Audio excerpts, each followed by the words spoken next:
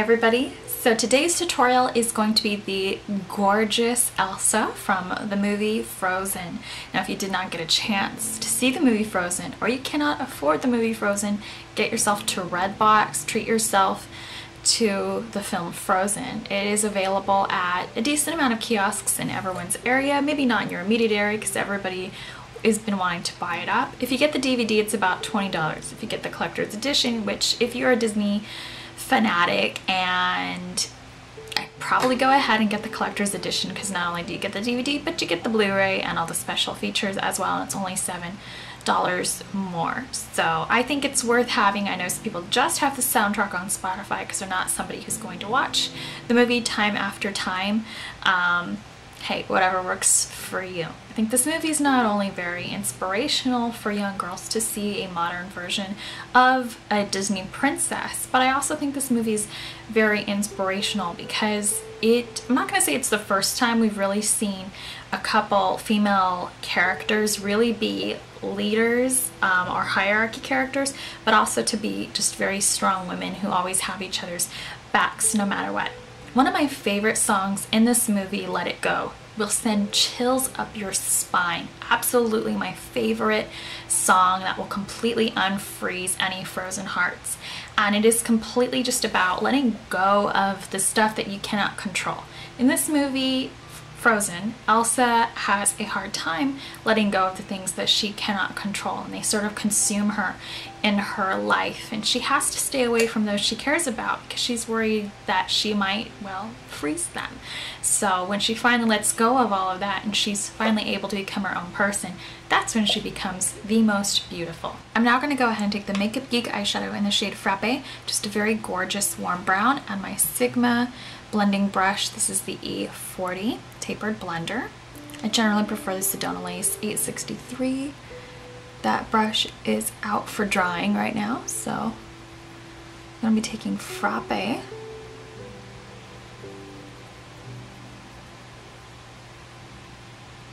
I'm now going to be taking Makeup Geek's Vanilla Bean, which is a dupe of MAC Shroom. I know this isn't listed as the actual dupe on the website, and not trying to contradict, of course, their review of the color, but just the way Shroom appears on me, this is very much the way Vanilla Bean appears on me. So I think that might have something to do with, you know, skin tone, of course. I'm starting off with Wisteria from Makeup Geek. I think when you start off with the soft tones first, it's easier to blend out the richer colors in the look. So I'm taking this up on the Volume Tools 777. I'm now going to be taking a little bit of Sugarpill's 2 AM to finish off this sort of smoky, really gorgeous ombre, you know, smoky eye. So we're going to be taking 2 AM and placing this in the outer corner of the look. It appears very rich and violet-y and has sort of a subtle red hue in the crease in the movie. So it is by no means a cool tone violet look, which I think is very interesting. So it sort of warms up Elsa. Taking just a touch more Wisteria and going back in with my Sigma E40, I'm going to blend out 2 AM. Now ever so slightly there's sort of lift in the outer corner of the eye as far as the smoky look goes. It just sort of slightly curves and then goes back down into the remainder of the crease. So I'm going to begin by taking Simply Marlena for this, and we're just going to do that slight lift by taking just the tip of the fluffy blender brush. How did that become a tongue twister for me? We're going to be adding this and then just slightly pulling it. I blame it on the yoga, way too much yoga, and then pull that in. I'm now going to go ahead and take Makeup Geek's Razzleberry, just a really gorgeous shimmery red with silver shimmer in it. And we're going to be taking this Pirouette number 13 brush, just sort of a little more than a pencil eye brush. It's got a nice round tip, so you can kind of buff with it as well. And then just sort of draw a line in the crease and sort of accentuate that sort of pink crease and pull it in. thing I noted about her waterline, it's just got an ombre effect. So you're going to need two pencils. Now, whenever you see a Disney character with a particular waterline color, lack of a color maybe, or even a gold on the waterline or a neutral, look closely. There's usually a little something more there. So I'm going to be taking Zuzu Luxe eyeliner in the shade Obsidian, and what we're going to do is pull this from the back of the waterline through almost the entire waterline.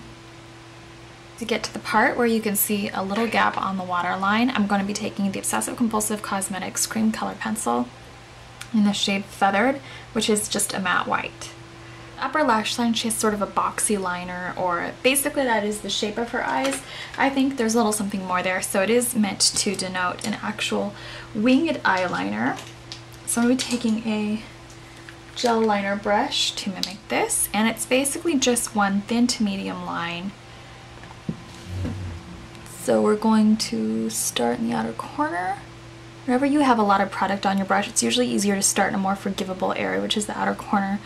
Nothing like across the center of the lid or anything, where, you know, if you put too much there, it could look kind of curved. And she has a very straight line.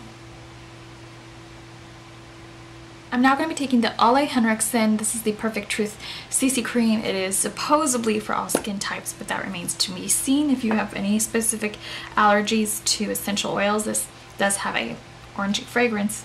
So I'm going to be taking the Delium Tools Green Bamboo brush. I like this because it's a flat top style kabuki, if you will, and so it does literally just work as sort of like an airbrush face brush. You could just flip it onto its top and fluff it onto the face. I like to use a stipple motion because it allows me to use them as it has perfect skin. So we're going to be taking the Inglot Cream Concealer in the shade number 21.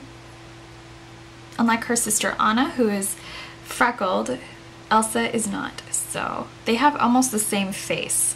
Other than that, aside from their hair color, they really are pretty like spot on the same. Underneath the lash line, you can see this sort of purple color coming out, so I'm going to be taking more Wisteria, and you see it mostly in the outer corner, so I'm going to be starting there, of course.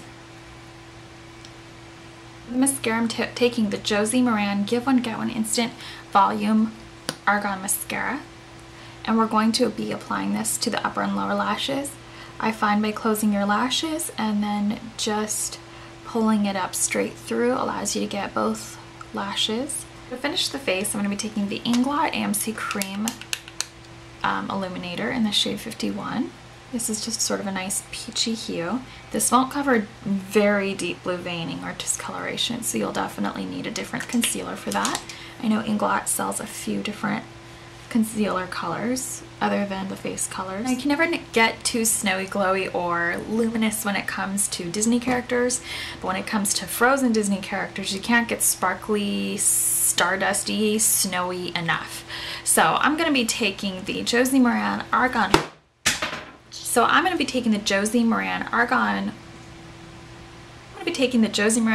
Illuminator in the shade Gold. This is a glass bottle.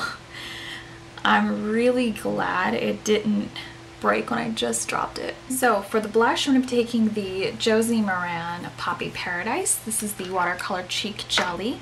Looks like this in the pot, but on the skin it's a very subtle hue that kind of reminds me very much of Elsa's blush. They also make this in softer, pinkier and peachier colors, and of course a nice richer red. I like this color because when it comes to most red or very rich tone blushes, pretty much anyone can use them. It looks very natural with a light hand on lighter skin and looks absolutely stunning and has enough pigmentation for darker tones as well. You want a lash that has moderate length and decent density, so we're going to be taking the Red Cherry number 213s. These are much denser looking on, especially if you already have mascara on your natural lashes. If you have very thin, sparse lashes, these will still work for you. You can always take something thicker if you wish. So once your lashes of choice are adhered, you might want one even thicker than this if you really want to go for that sort of, but it might look a little vampy. I'm going to be taking the Ambient Lighting Blush from Hourglass. This is the shade Luminous Flush. As you can see, I have a lot of ones with very high amount of luminous in them. So I actually really don't mind that. I like that because the lighting powders are actually really expensive. So this way I can kind of have a 2-in-1. The layers of cream and powder, you definitely have a lovely canvas that will brave the snowstorm just a little bit better than if you just had cream by itself or powder by itself. Now for the lips, I'm taking the Too Faced Perfect Pink Lip Liner, and this is of course from the Perfect Lips collection. I'm going to be applying this to the lips. It's not exactly pink, it's a little peachy too. So over the top of that pink lip liner, I'm taking 104. If you have sort of a pinky coral that has decent coverage, I'd probably go with that. The result of the lips is sort of a gradient petal pink with a slight pinky coral undertone. So I'm going to be layering it with a pink, and I'm taking the Sexy Mother Pucker Punch Bowl color, or it says below Sangria, so Punch Bowl Sangria, I guess Punch Bowl is the flavor of the sangrias. So I'm going to be taking this. So for the hair portion of Elsa, you want your hair to be a little tousled and sort of creamy. So be sure to have possibly even second day hair and to have had deep conditioned it the day you showered.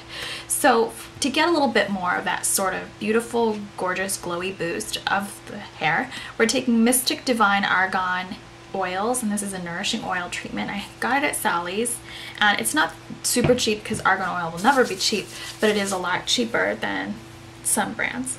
I'm just going to be running this through the hair. I have coarse hair, so mine can take a little through the front if yours is very flat or thin. Only run it through the ends. From here, I'm going to be taking the Giovanni Eco Chic Hair Care. This is a styling glue, and what we're going to do is just sort of toss up the front. I have a lot of layers in the front, and her fishtail braid is actually not a perfect fishtail braid. It's a little piecey before you get to the body of the braid. Also her bangs, they're very like tossed over morning after bangs. Take the hair in sections and tease the crown. Don't put too much paste, or you could put spray, but don't put too much paste at the root.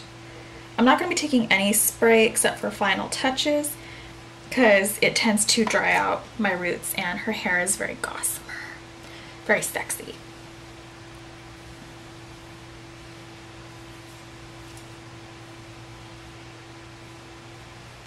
See. Now I'm looking at her the wrong way. She's turned to the other side. So the braid would be on the right.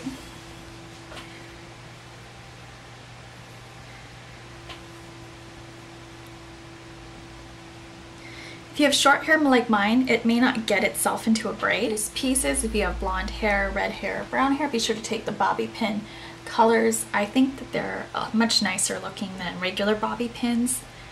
They're a little more expensive, but I think that they not only grip the hair in a much more friendly fashion, and if you have long-term relationship with your hair, you want to invest in it a little bit.